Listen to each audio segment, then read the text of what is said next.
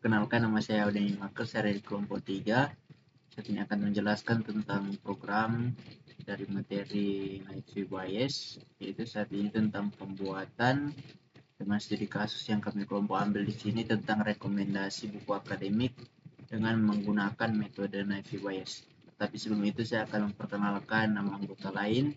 Ada Hari Rudolf Kontur dengan NIM 220241117 dan Devin Pitoy dengan NIM 220241127.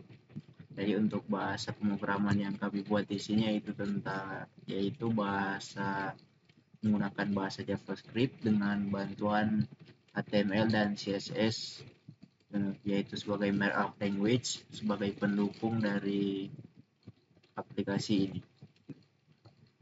Jadi di sini merupakan bagian judul dengan nama title. Selanjutnya ini merupakan bagian style untuk membuat website menjadi lebih baik dengan bantuan CSS. Berikutnya di bagian body kita menggunakan div class container dengan menggunakan H1 sebagai judul, yaitu tentang rekomendasi buku akademik. Selanjutnya ada button untuk show form dengan menggunakan on click, itu tentang mulai memilih. Selanjutnya ada form ID untuk rekomendasi form dengan kelas hidden. Selanjutnya ada label, di dalamnya terinclude mata kuliah. Label di sini itu pilih mata kuliah. Di dalamnya ada game programming, kecerdasan buatan AI, ada rekayasa perangkat lunak dan komputasi cloud. Selanjutnya ada label untuk nilai akademik, mulai dari value A, B, C sampai D. Dan selanjutnya ada label untuk preferensi buku. Ada dua option, di sini ada teori dan praktis. Selanjutnya ada label untuk kedalaman materi. Ada materi mendalam dan dasar. Dan berikutnya setelah kita mengisi pilihan yang telah kita pilih, di sini ada on click dengan ada button dengan tipe on click untuk get rekomendasi dengan nama dapatkan rekomendasi buku. Setelah kita on click maka akan muncul return untuk mengembalikan nilai buku apa yang akan kita rekomendasikan. Dan di bagian sini di halaman 127 merupakan container history, yaitu ini merupakan bagian return yang telah kita buat di atas, yaitu riwayat rekomendasi dengan menggunakan div. Sekian pembahasan dari saya, selanjutnya saya serahkan kepada teman saya. Baik, saya akan melanjutkan. Di sini ada sebuah script yang berisi di awal kita mendefinisikan sebuah konstanta bernama data. Ini adalah objek yang akan berfungsi sebagai wadah utama untuk semua kategori topik yang ada.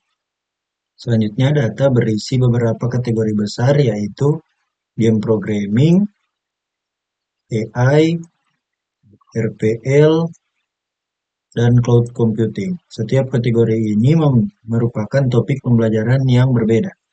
Selanjutnya, setiap kategori utama seperti game programming, AI, RPL, dan juga cloud computing, di sini dibagi lagi menjadi 4 subkategori yang diberi nama A, B, C, D.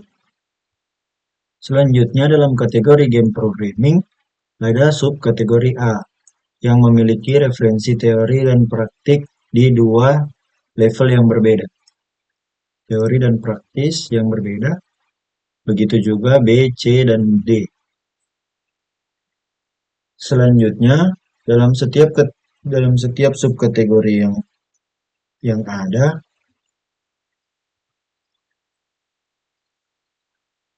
di sini mempunyai teori berisi referensi yang lebih banyak fokus ke konsep dan pemahaman dasar dari topik tersebut. Sedangkan praktis di sini berisi referensi untuk penerapan langsung dari topik yang dibahas. Contoh pada subkategori A di game programming ini. Di sini dalam mencakup referensi buku Mastering Game Development with Unity yang fokus pada konsep-konsep lanjutan, sedangkan teori dasar berisi Introduction to Game Theory. Selanjutnya di sini setiap bagian teori dan praktis di sini memiliki dua tingkat, yaitu mendalam dan dasar. Ini mendalam dan dasar. Ada juga ke semua subkategori di bagian teori dan praktis. Mendalam adalah level yang lebih maju dan detail, sedangkan dasar lebih sederhana dan cocok untuk pemula. Pada praktis mendalam di game programming subkategori A, praktis mendalam di sini Advanced Game Programming with C++. Sedangkan level dasar berisi Game Programming for Beginners. Selanjutnya, struktur data ini memungkinkan kita mengakses materi tertentu dengan cara yang sangat spesifik, misalnya untuk mendapatkan referensi teori mendalam tentang game programming di level A, kita bisa menggunakan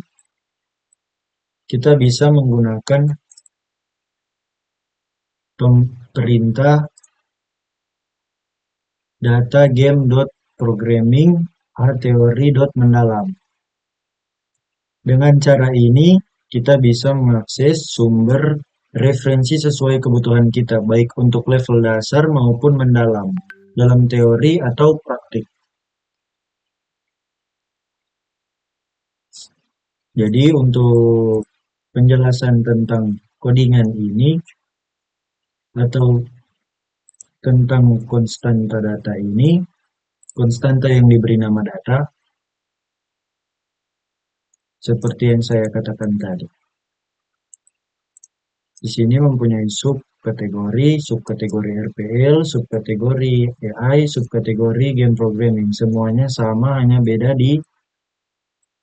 dari teori mendalam, teori dasar, dan juga praktis mendalam dan praktis dasar. Sekian, terima kasih. Perkenalkan, nama saya Hari Rudolfo Untur, NIM 22024117. Saya dari kelompok 3 dan pada saat ini saya akan melanjutkan penjelasan dari rekan saya. Kita masuk pada line 208. Di baris ini berfungsi untuk mengambil elemen HTML dan ID history dan menyimpannya ke dalam variabel history list. Kemudian ada fungsi show form, digunakan untuk menampilkan form rekomendasi buku. Kemudian ada fungsi get rekomendasi. Fungsi ini mengambil data dari form input yang diberikan oleh pengguna untuk mencari rekomendasi buku yang sesuai, langkah-langkah yang sesuai. Kemudian ada langkah-langkah dalam fungsi ini, yakni mengambil input pengguna menggunakan variabel course, grade, preference, dan depth. Kemudian mencari rekomendasi buku dengan if di sini.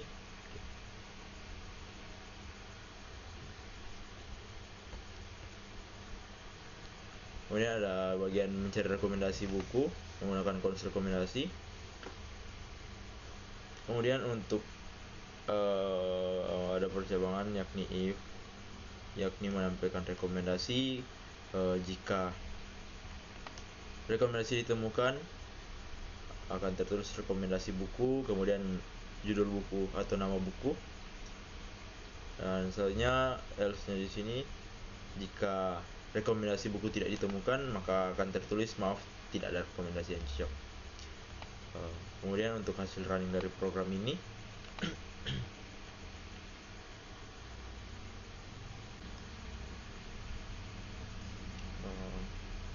ini adalah hasil running dari program yang sudah dibuat. Kemudian klik mulai memilih. Contohnya di sini saya akan memilih mata kuliah kecerdasan buatan atau AI, kemudian nilai akademik A.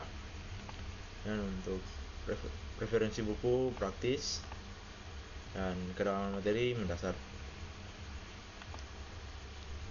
Di sini memiliki rekomendasi buku AI Programming for Beginners, dan riwayat rekomendasi ada mata kuliah AI nilai A, preferensi praktis, kedalaman dasar. Ini dan buku yang direkomendasikan adalah AI Programming for Beginners. Demikian penjelasan singkat mengenai program kami dan demo program. Terima kasih.